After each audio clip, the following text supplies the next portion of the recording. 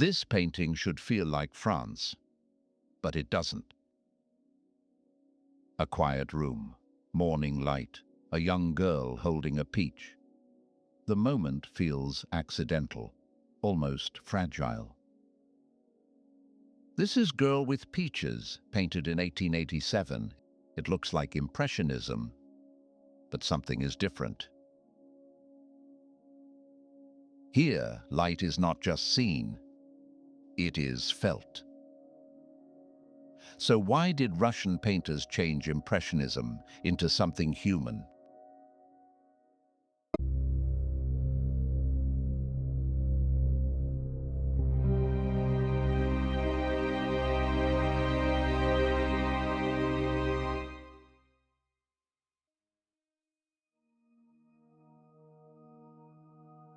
When we think of Impressionism, we think of Paris. Sunlight on cafes, reflections on the Seine, color dissolving form. But something happened when this language traveled east. Something subtle, something irreversible. Russian painters adopted the technique but rejected the intention. Where the French pursued perception, the Russians pursued experience. Not what the eye sees, but what the mind remembers. Light stopped being visual. It became psychological. And this shift would change everything.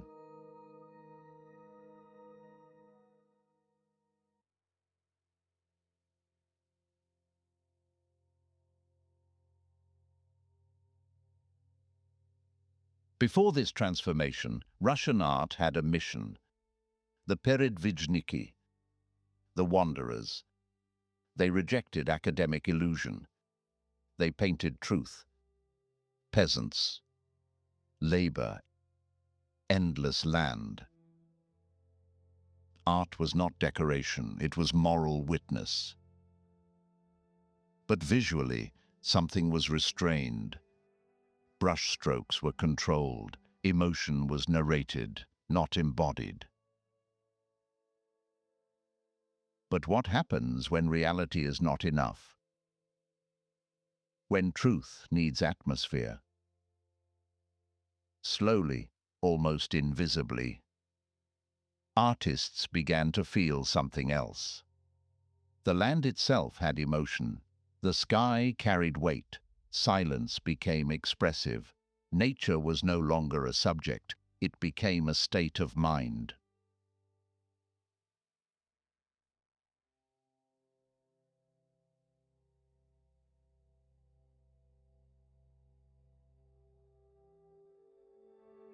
By the 1880s, Russian painters arrived in Paris. Claude Monet, Pierre-Auguste Renoir, Camille Pissarro. Light broken into color. Time captured in fragments. Reality dissolved into sensation. They were fascinated, but they did not imitate.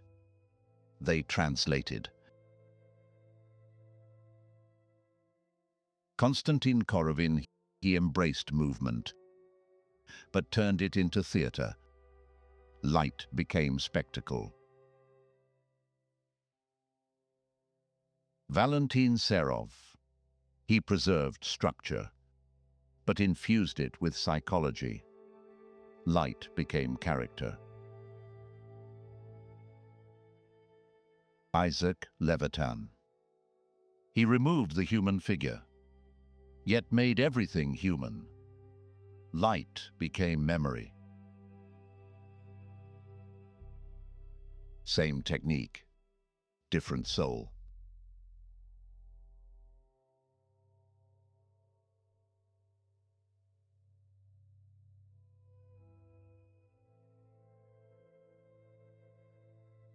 Something crystallizes.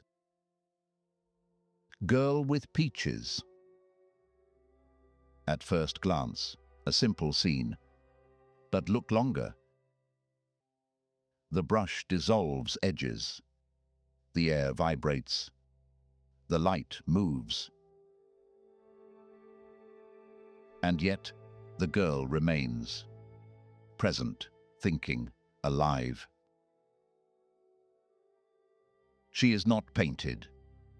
She is perceived. At the same moment, Levitan transforms landscape. Critics call it the landscape of mood. What if a landscape could feel? Not describe emotion, but contain it. Melancholy skies, silent rivers, time suspended in light. Here, Impressionism becomes introspection.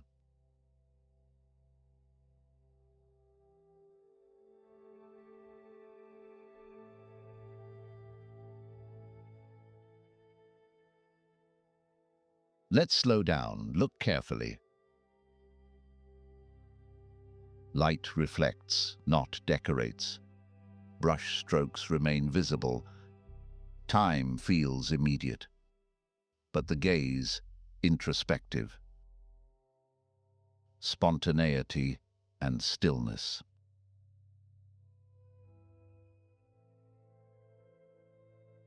Snow melts, nothing dramatic. And yet, everything changes.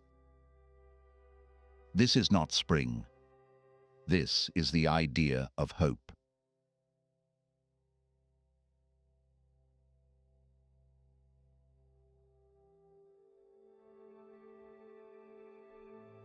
Light explodes, figures dissolve, but mood persists. Not reality, but atmosphere staged as memory.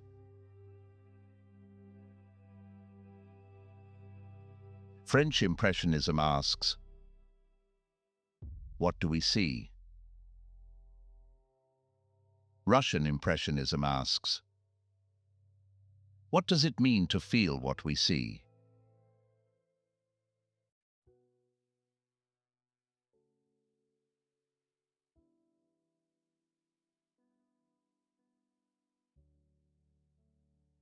This transformation was not peaceful. Russia was changing.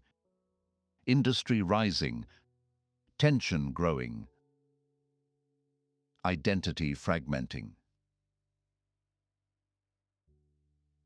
Was Impressionism a betrayal? Too foreign, too detached. Some believed so. Others feared art was losing its moral voice. Isaac Levitan struggled deeply. Isolation, melancholy, silence. His landscapes expand. Horizons stretch endlessly. Human presence disappears. When the figure vanishes, the viewer enters. And here, something unexpected happens. This freedom, this emotional use of light opens a door. Not backward, but forward.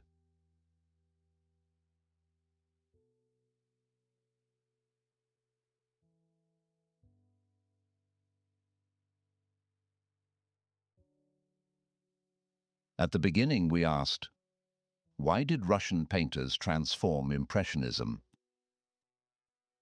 Because for them, art was never just visual. It was internal. Light became language, not of objects, but of memory, of longing, of presence. This idea shaped a new generation. Wassily Kandinsky, Kazimir, Malevich. They took light, and removed the world entirely. So what began as observation became abstraction. Russian Impressionism was not an endpoint, it was a bridge between seeing and feeling.